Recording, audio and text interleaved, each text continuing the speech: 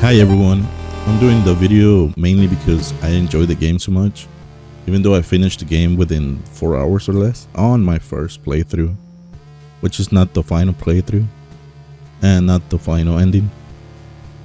I couldn't stop playing it. It's Bloodstained Curse of the Moon. This game was produced by Koji Igarashi and Takuya Aizu, which Koji worked on the 90s Castlevania games and Symphony of the Night. It was done in 6 months after the Kickstarter exceeded the crowdfunding goals. The game was made by the fans for the fans, since Konami hasn't done a proper Castlevania game in a while. The game is more like Castlevania 3 Dracula's Curse, which is on my top 10 games of all time. I should do a video with that topic later. The game consists in killing everything while controlling 4 different characters. The main one is Sangetsu, samurai or sword user, Miriam, which is a whip like Belmont character, Alfred is a magician or sage, and Gebel, which is an Alucard clone or vampire monster clone, which you will unlock as you defeat the different stage bosses. You will use different power-ups, abilities, depending on the situation. And you can always decide which path to go, which is fun. And mainly you can change the characters in-game without pausing the game. The main bosses and mini-bosses are really fun and can be defeated using your own style of playing.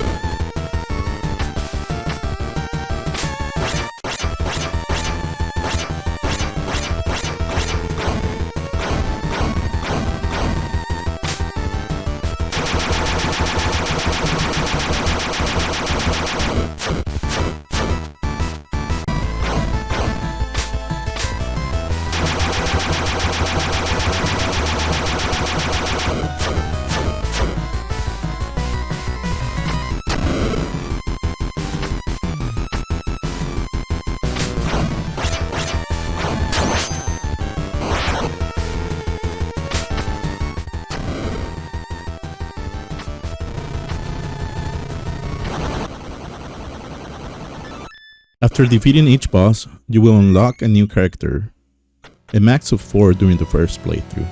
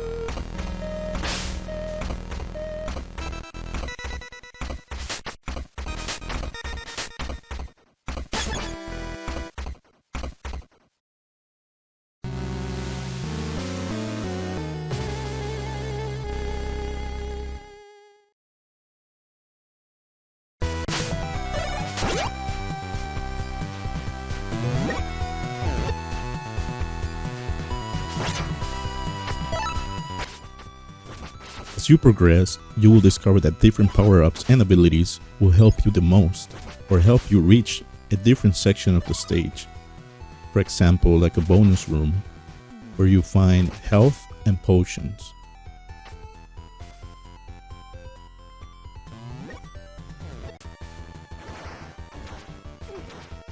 What's interesting about the boss stages or fights is that at the end of the boss's life, it will make a last stance attack, which can kill you. Always keep an eye on your health and change characters as you see fit.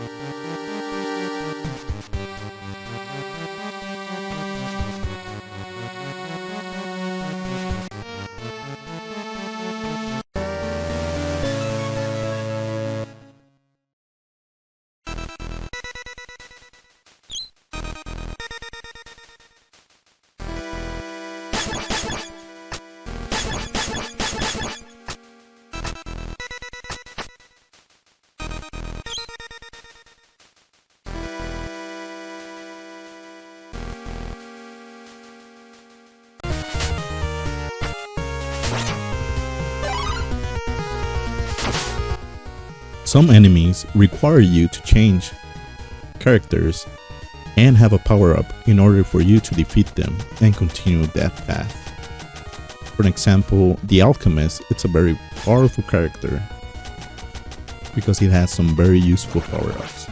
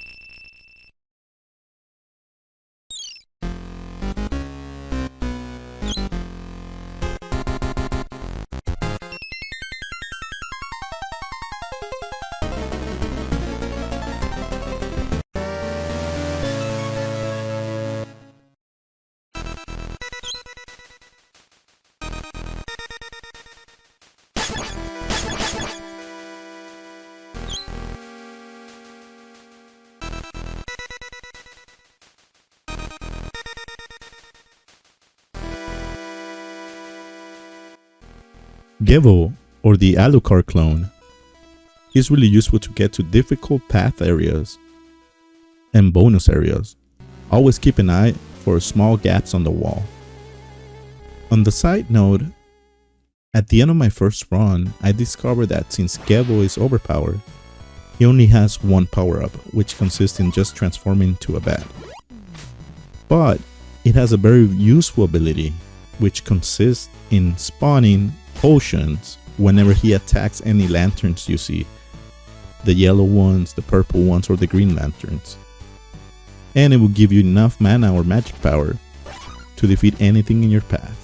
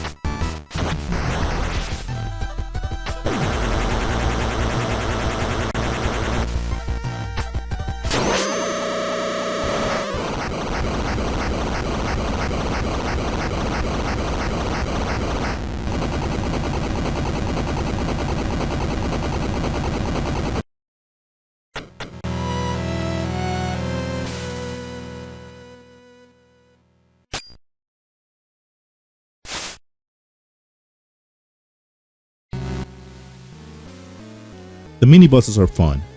The poltergeist or the flying painting is a fun enemy that kills you or traps you with one hit. Be careful. You can always use different abilities to defeat him.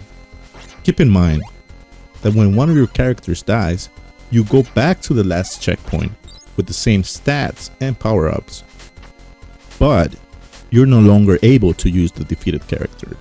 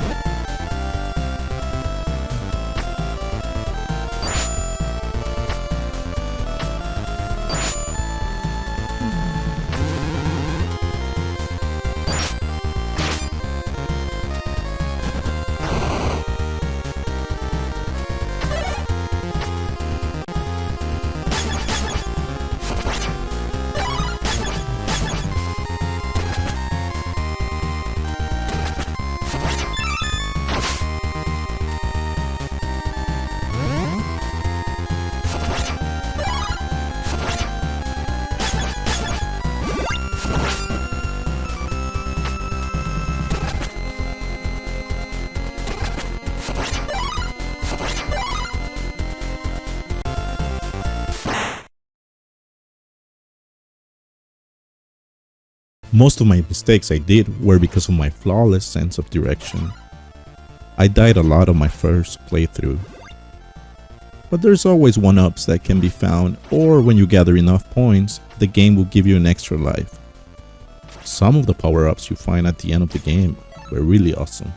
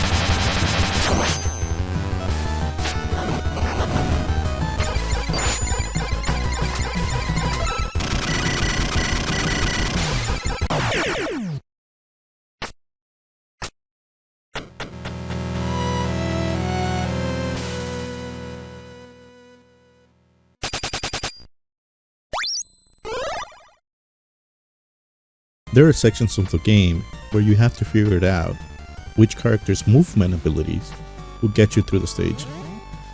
The Alchemist might be too slow for running, but his quick jumping ability will get you through the last section of the final stage. Don't worry if you're not able to get through some tricky paths of a stage. Game's design will lead you to the end of the stage, regardless of the path you decide to go. that makes replaying the game more fun, just like in Castlevania 3.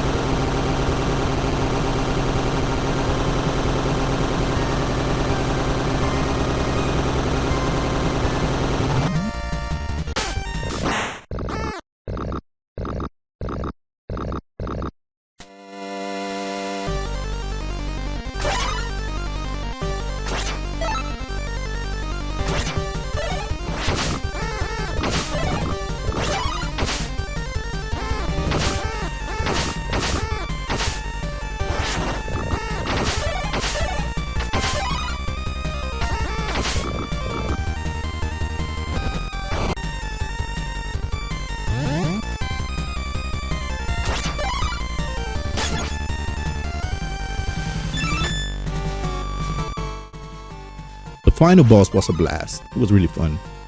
You only need the Alucard clone and the Alchemist to beat him, but you can always do you and try other characters. Gevel is really OP for the first phase of the final boss, and Alfred, with the help of Gevel, makes the second and final phase a piece of cake. Cheesecake, if you ask me.